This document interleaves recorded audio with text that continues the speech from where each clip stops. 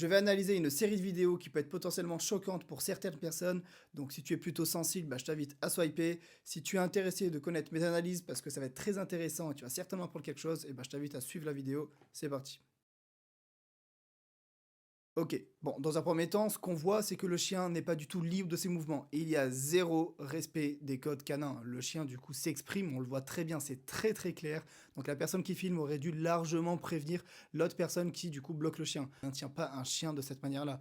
Un chien doit absolument être libre de ses mouvements. Si celui-ci n'est pas à l'aise et il n'est pas libre, sa seule option, ça va être du coup de réagir. Et selon ses expériences qu'il a eues précédemment, ça peut être immédiatement de l'attaque, comme on le voit sur la vidéo.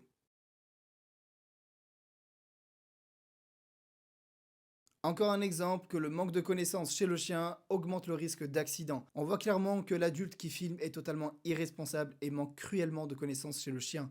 Si le chien est dossé au mur, c'est que celui-ci déjà a voulu s'écarter de l'enfant. L'enfant s'approche, le chien s'exprime clairement avec son regard fixe de travers. Si on était face au chien, je pense qu'on aurait eu plus d'informations.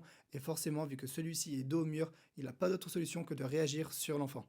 Dans la prochaine vidéo, je vais récupérer exactement la même vidéo et je vais vous donner mes astuces pour éviter que ce genre d'incident arrive. Donc n'hésite pas à t'abonner pour pas louper la prochaine vidéo. Salut!